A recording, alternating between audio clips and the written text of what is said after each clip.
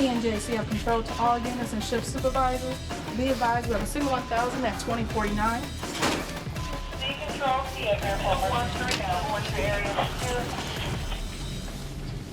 They called us Signal 2000, which is an attempt to escape. He decided he was going to run for it and told the sergeant he was going to run and took off out of the unit. I think by 7:30 in the morning we had a Signal 10, which means the officer needs assistance, and we've had 2 Signal 2000s, which are escapes. Go to the back of the cell. Turn around. Turn around. Turn around. On your knees. Get on your knees. Take the cuff off, put your hand on your head. Take your shoe off. Stay like that till we exit the cell. It was a pretty half-hearted attempt. I think he gave him a little struggle. Then they brought him here, and he acts relieved now that he is here. As a matter of fact, I believe it's his second time trying to escape in the last 2 weeks because he's having such a problem getting acclimated with the other offenders out there in GP. I did it because I already got in trouble before, and I was just mad, so I wasn't trying to listen to the officers here. Anger, like when officers, they be getting on my nerves, like they try to pick with us, you know. I guess I got fed up, you know. I don't listen to them no more. But did you have anger before you came here, before you got locked up? Yeah, family problems, you know, me living, you know, living in the street. That gave me anger right there. So. I ain't go nowhere. Yesterday we had about 8 slots that weren't full, and since last night about 9:30, when we brought another young offender down here, it went full tilt, and we went from 17 to 24, and we are now full. It's just one of those days when it rains, we don't have enough buckets.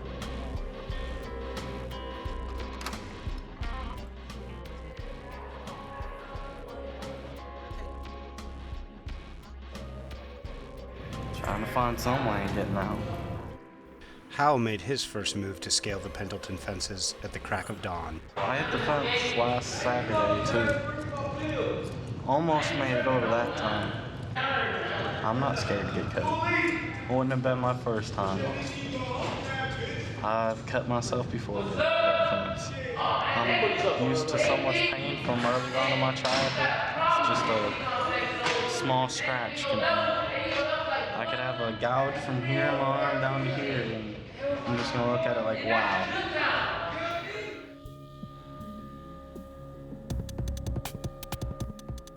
As one of the largest maximum security juvenile prisons in the country, Pendleton is responsible for educating and rehabilitating teenage gang members, sex offenders, and juveniles with mental health issues for the Indiana Department of Correction.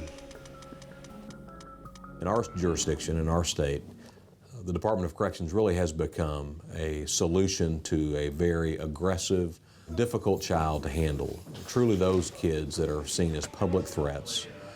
I spent from age 10 to 12 in a state hospital for mental problems, and then I ended up getting locked up at age 13.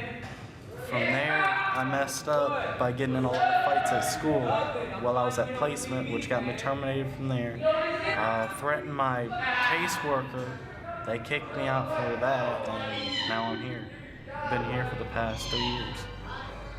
The number one issue that offenders approach me on a daily basis has to do with placements. It could just be because of their history of behavior. They've been in community placements before, and they've been kicked out. So it's very frustrating from their perspective, and from ours. They can't find a placement for you? Because of all my mental history from the past, no placement will accept me now.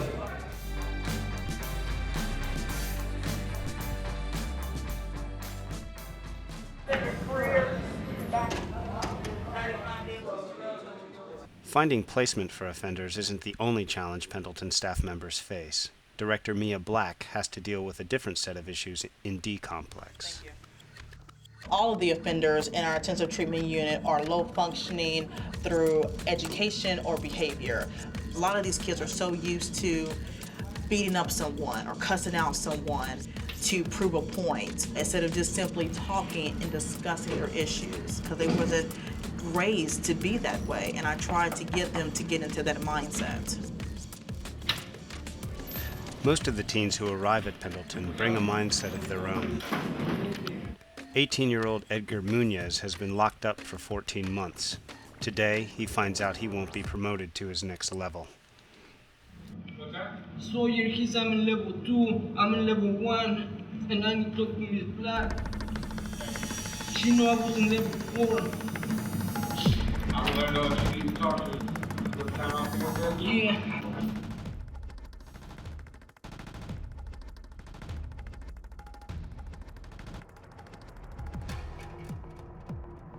What's wrong?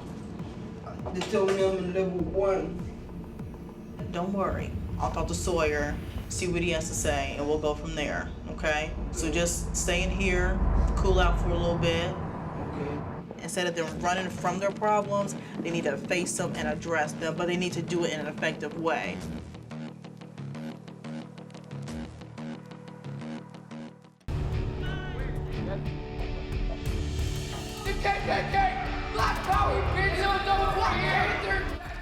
While some days inside Pendleton Juvenile can be endless drama for inmates and staff, today brings tension of a different kind for 18-year-old offenders Andrew Huff and Abel Villegas.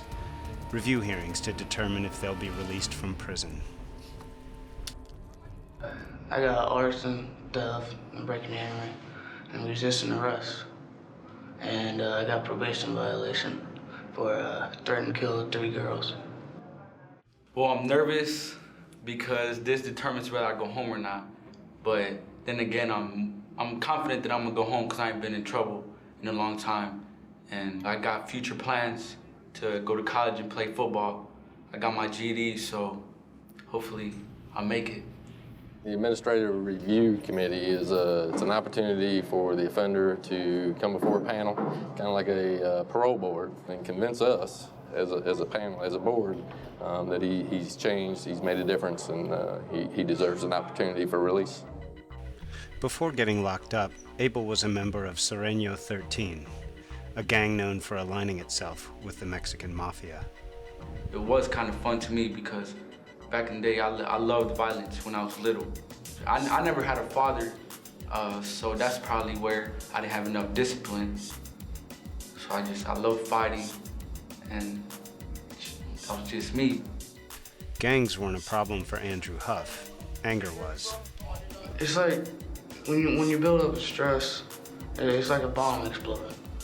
As soon as somebody gets you to a certain point, you just explode. Then I fall down in tears and realize what you've done was wrong. We don't ever want to send anybody back into the community who we don't feel can be successful. That's the ultimate goal. Sometimes we're successful, and other times we just fail. Andrew, are you ready? Yeah. I'm nervous, that's all. You're nervous.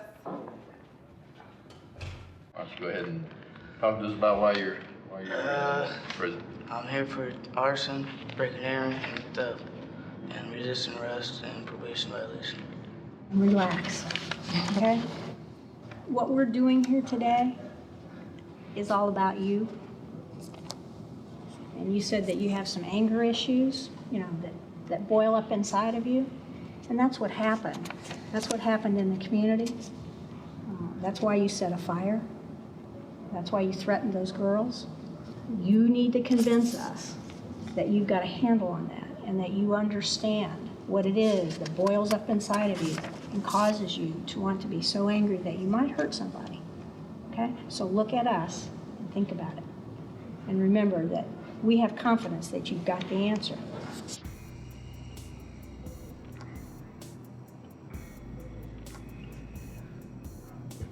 I let anger build up inside me so much before I let it out. I had stress. Plus, lately I've been trying to go home, and I've been getting frustrated ever since. And I just keep looking at think about my family. When my mom wants me home, my niece's nephew needs me. And I already got a brother that's locked up. I try to help him. And now I got a little sister who's aiming for it. I can't let them see that I'm the same person. I gotta change. While Andrew Huff's marathon interview continues, Abel Villegas watches from his holding cell just steps away. His turn is just around the corner. I just want them to know that I need to go home, I need to go take care of my family, my little brother, and I want to go to college and play football. Hopefully that'll encourage them to accept me and release art. It's something that we all take quite seriously, and we hope that we have done everything we can to influence that particular juvenile in a positive direction, so that he can return back to the family, back to the community, and make a positive difference. And that's essentially what everybody's here for. Yeah, I do have one question. What changed in November? Up until November, you got 2, 3, 4 conduct reports a month, every month, just like clockwork. What changed? The fact that I'm tired of being here, and I've grown up, and I said it's time to go. My thinking, the way I did things, I can say that's what changed. I did a lot more thinking after I did all that, and I finally came up with a solution.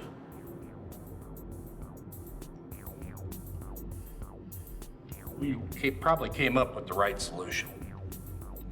Now your problem's going to be you have to think before you act. Yes, sir.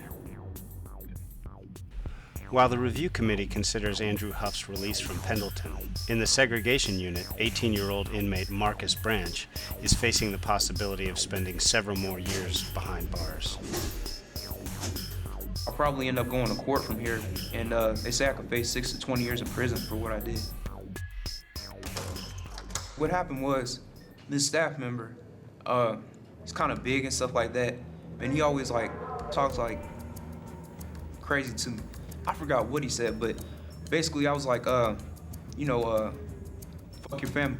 And then he said, well, fuck your family.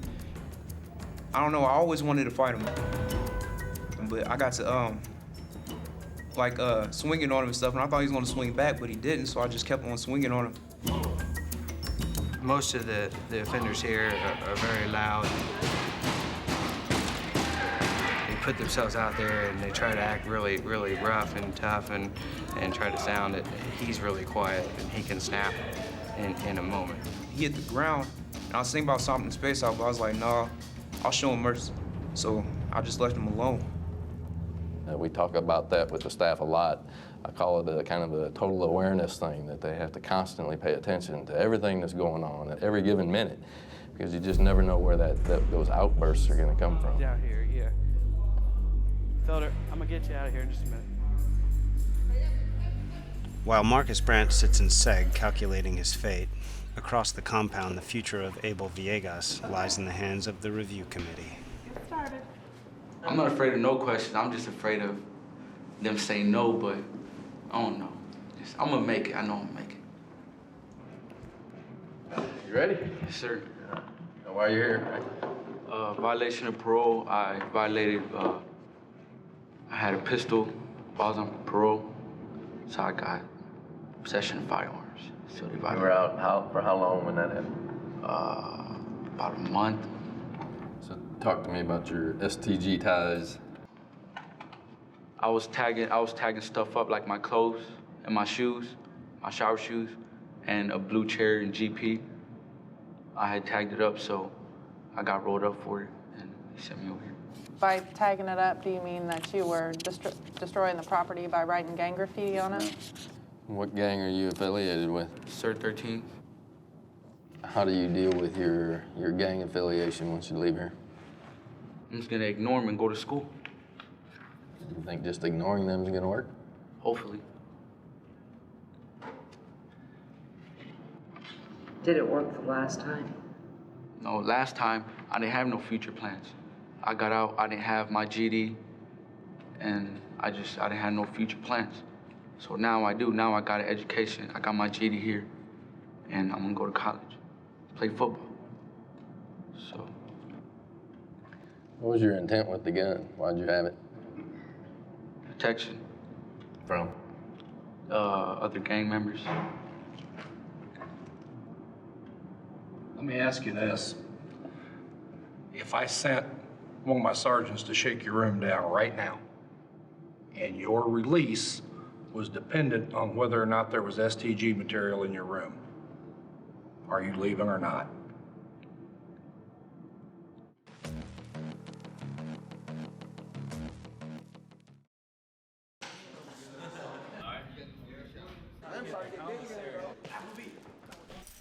It takes a unique set of skills to work with the teen offenders inside Pendleton Juvenile.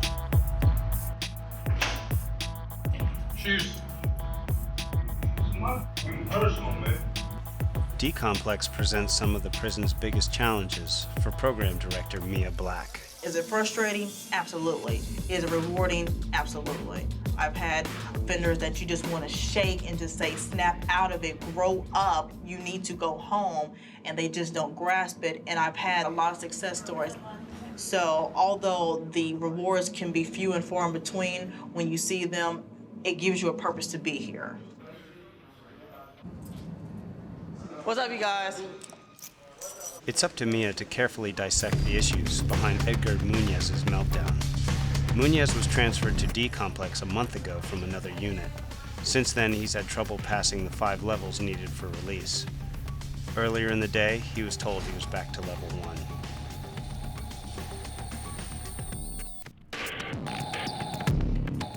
1. They told me I'm in level 1. Don't cry, don't cry, don't cry. Don't cry. Why are you crying?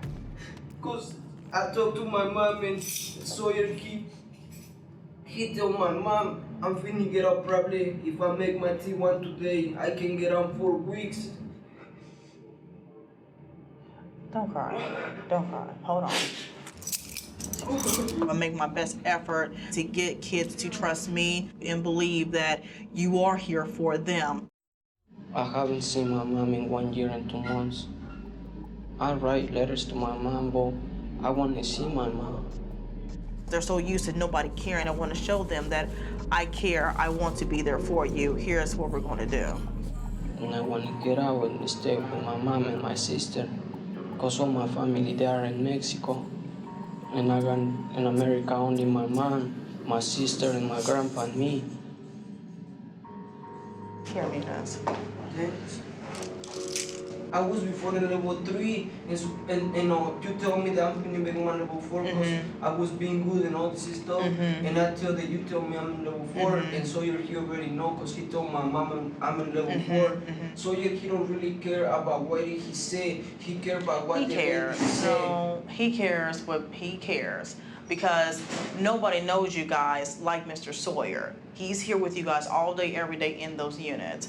So let me see what he has to say, and we'll go from there, okay? So just stay in here, cool out for a little bit, but don't worry. Okay. All right.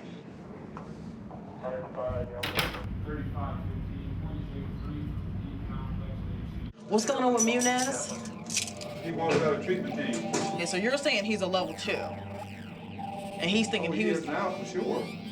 School reports were good, unit reports were good, and what did you do, demote him or continue him? Mia Black and counselor Frank Sawyer quickly find a solution for Edgar Munez. They compromise and place him on level 3. But how was his unit reports? Back in his unit, Munez seems satisfied with the outcome. You have to believe that you are making a change.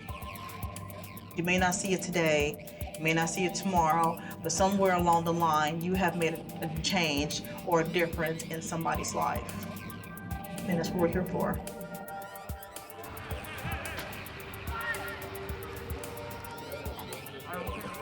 Even when a teen is close to getting out of Pendleton, there's rarely a lack of drama inside prison walls.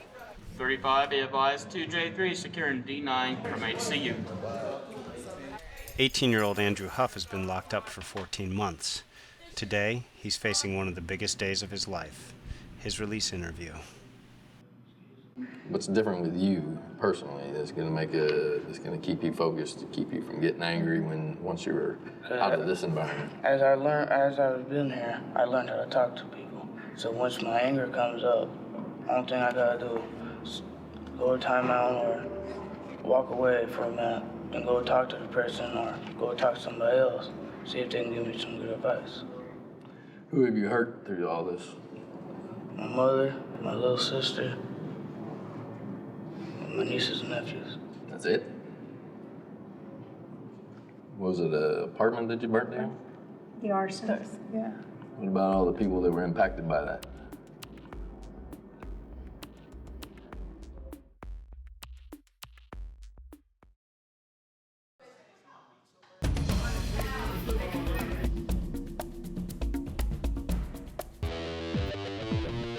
Inmates at Pendleton Juvenile Correctional Facility participate in a 5-step program of rehabilitation.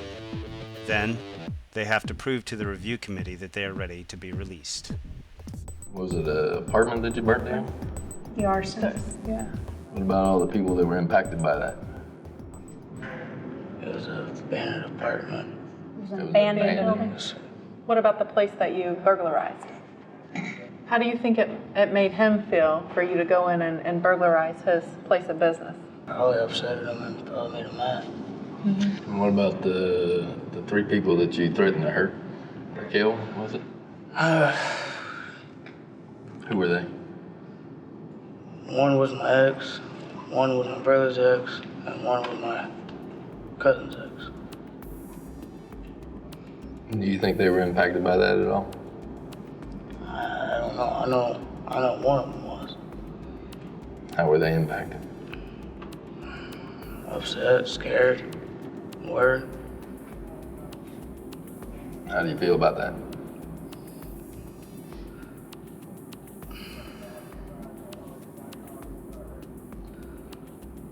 I feel bad for what I've done, but I know I can't change it, so.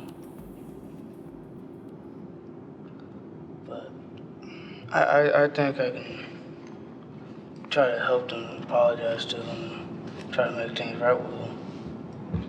Get them not to be scared of me anymore. Yeah, it's up to you to make a difference. You need to recognize the fact that you've victimized people and that the things that you've done have hurt people, all right? And you need to make some reparations for that, okay? Yes, sir. Andrew, right now, I'm very proud of you. Do you know why?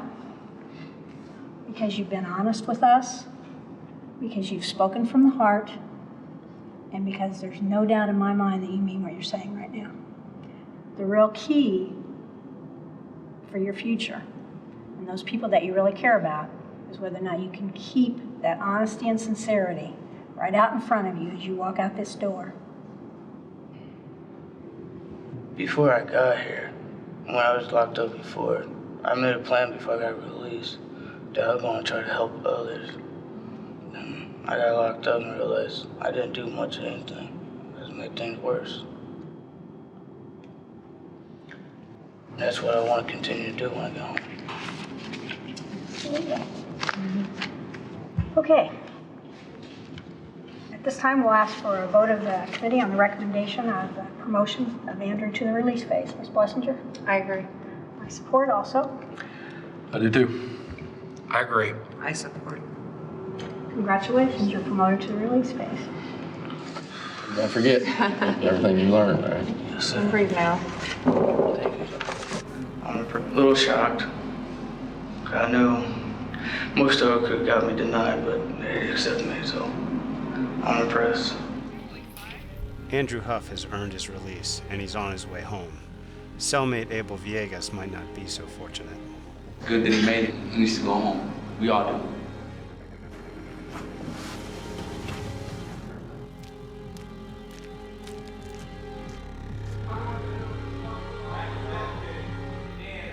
While Andrew Huff celebrates his victory, many at Pendleton are still looking down a long road to release. Get your hands back. Hell no. Listen to what I'm telling you. Get your hands back. Offender Marcus Branch may end up in adult prison for his violent attack on an officer. I always wanted to fight him, but I got to swinging on him and stuff, and I thought he was gonna swing back, but he didn't, so I just kept on swinging on him. And then, he hit the ground, and I was thinking about stomping his face out, but I was like, nah, I'll show him mercy. So I just left him alone. How'd you feel after you? I kind of felt bad because he didn't swing back, so kind of felt bad for beating him up. Yeah. Do you know what happened to him? They say he got a broken jaw, and a broken eye socket. And they say I could face 6 to 20 years in prison for what I did. I am a little nervous to go to prison. But like if I had to do it, then that's something I'm just gonna have to deal with. Reality is kind of funny for him. I don't think he understands everything he does. And so he's one that you really, really have to worry about. Which led us to think about the officer that Branch attacked, the one that he said was a tough guy. As it turns out, Marcus Branch beat up a woman. I'm not sure exactly what all happened. It was time for dining hall. I informed the kids it was time for dining hall, get their coats on, their shoes on, walked up to shut the TV off, and one of the mates blindsided me, hit me in the face. Next thing I know, I'm picking myself up off the floor about 5 feet away. The spontaneity of incidents like that, and they just tend to come from nowhere. And I think that it goes back to the core of the person, and they have no hope. They truly believe with the soul of every fiber of their being that their future is to end up in an adult facility.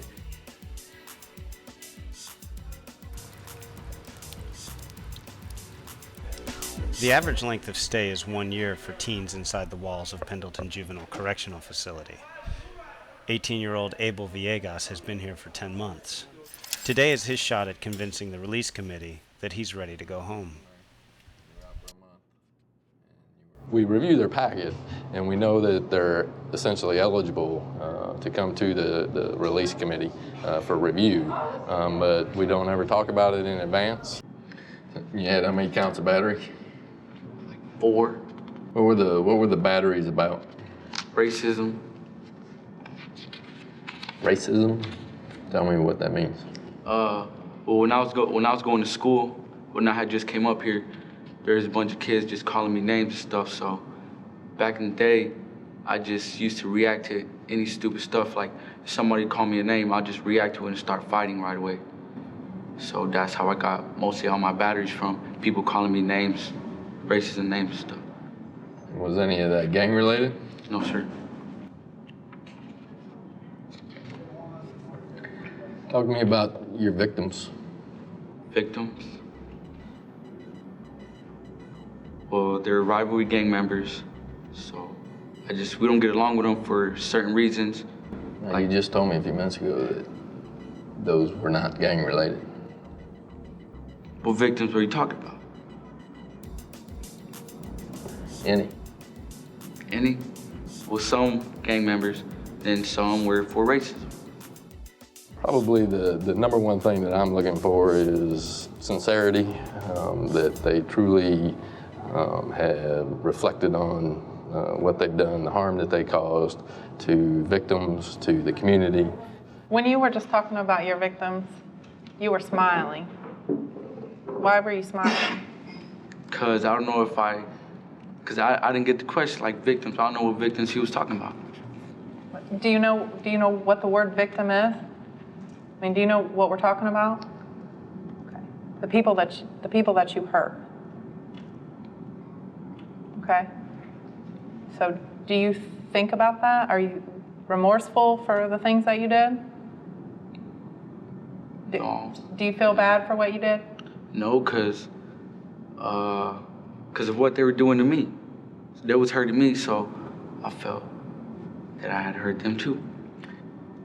Are you going to continue with your gang involvement once you leave the facility? I don't believe that. I don't believe that you can walk out these doors and not have any more ties with your gang. I don't even believe that you don't want to have contact with your gang. Let me ask you this. If I sent one of my sergeants to shake your room down right now, and your release was dependent on whether or not there was STG material in your room, are you leaving or not? Yes, sir. I got a folder that had STG material, but I marked it off with a marker because they told me to do it. Other than that, I ain't got no STG in my room. So they told you to do it, but you didn't choose to do it. Why don't you go have a seat for a minute?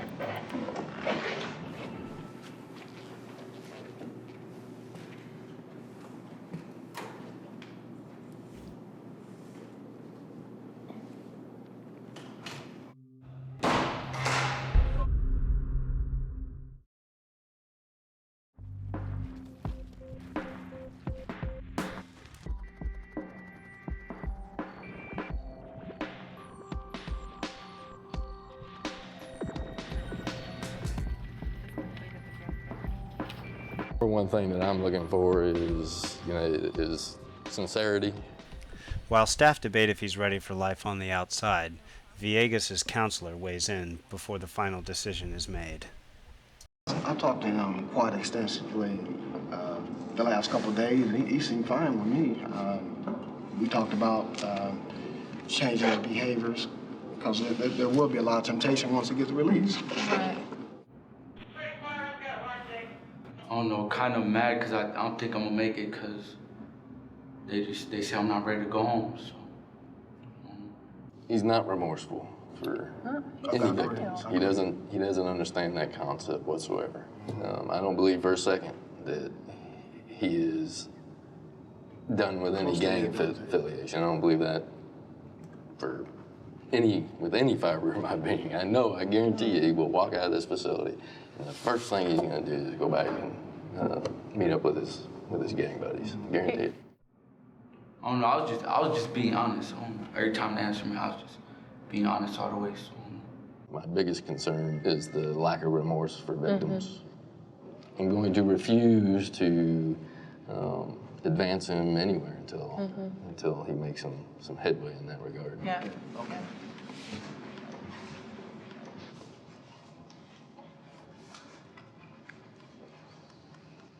Okay.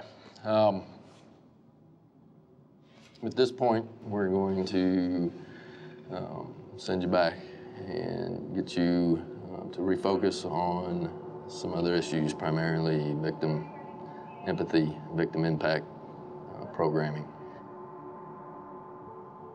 I said it before, and I'll say it again. I don't believe for a second that you have any commitment to not being involved in your gang anymore. And because of that, my decision is no, you're not going to be advanced at this point in time, and you've got some work to do.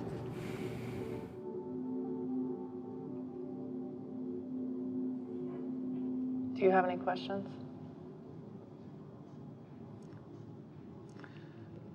Okay? Okay. I'll come back.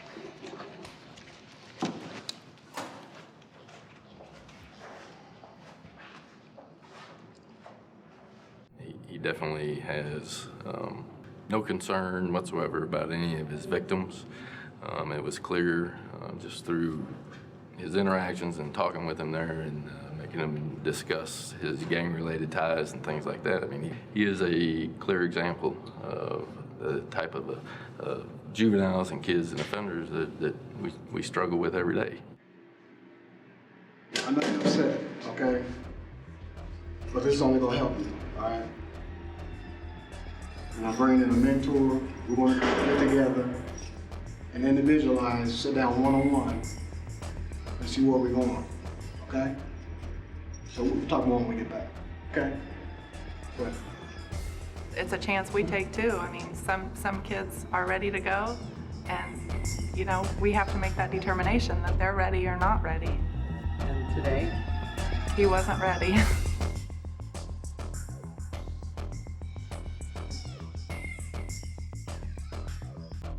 As Abel Villegas looks at least another month behind bars, Marcus Branch wonders if beating up Officer Linda Smock will get him waived to adult court.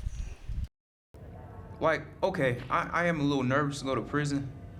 But like, if I had to do it, then that's something I'm just gonna have to deal with. There was no indication that it was coming. And it just, it was an explosion of violence that came from nowhere. And that's typical of a juvenile facility. He just snapped it. Rumor has he was mad at another kid and I was in the way. He hit me in this side of my face. Next thing I know, I'm on the floor. The other kids pulled him off of me. Staff got there, helped lock everybody down. I went to the ER, ended up with the white part of my right eye cut, and my jaw was spread. And he actually walked up to the sergeant when he walked in the unit and put his hands behind him and said, "I did it." I don't know why I did it, but I did it. Calm down. Despite the aggressive outbursts common with juveniles, Superintendent Mike Dempsey is still required to educate and rehabilitate all teens behind bars. In a sweeping change at Pendleton, Dempsey got rid of long-term seg in favor of a short-term segregation policy. In some cases, you just absolutely have to segregate an offender in order to, in the best interest of everybody else, in order to keep people safe and keep people from getting hurt. But you have to find a balance between, keeping people safe, yet also finding a way to offer treatment programs that will make a difference to turn that particular kid around. What are the options that are out there? What new ideas and creative programming can we come up with? You really got to think outside the box and take risks, unfortunately.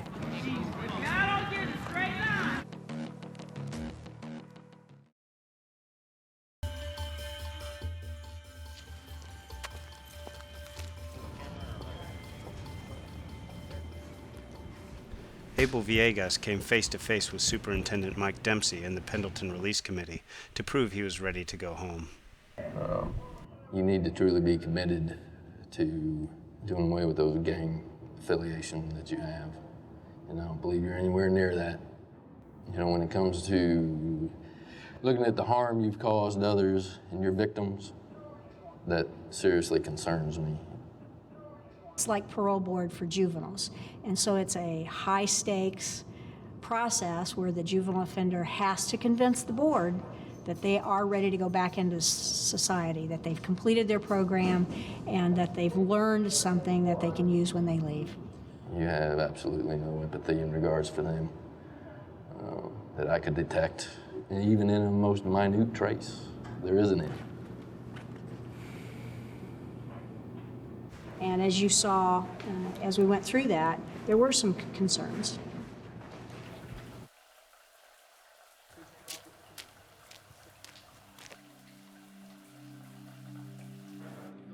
It makes you miss your family a lot, and you don't have that much freedom in here. You have people telling you when to eat, when to go to the restroom, when to sleep. It's not right, it's not nice.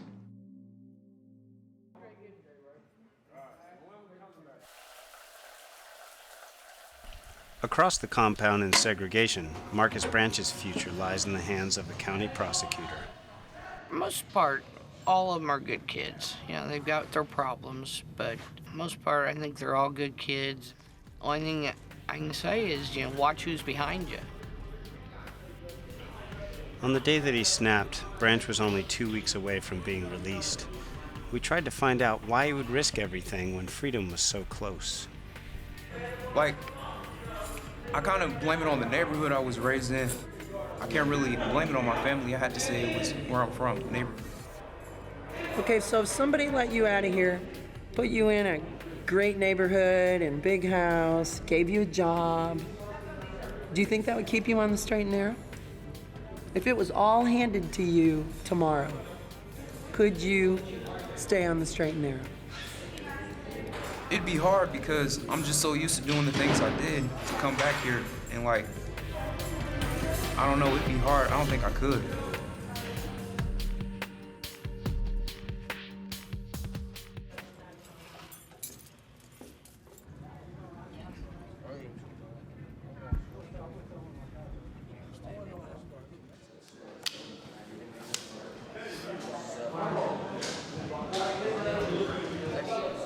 It's been 4 weeks since Abel Villegas got the bad news he wasn't being released from Pendleton. Since then, he's been spending time in his cell pod, working with a mentor and getting one-on-one counseling. I was born on my grandma's birthday, so I'm grandma's boy, so I've lived with her most of my life. So I'm gonna go back out, help her out, just do good. Stop giving her problems stuff. Abel's hard work has paid off. Later today, he'll finally see freedom and be released to his grandparents. For every juvenile delinquent that you see in the newspapers who's done some horrendous thing, there are 10 more who learned from the system and went back out to be good adults as they grew up. Abel Villegas. You see those stories and it warms your heart, and you can't not want to do this because you know that you've had something to play in that.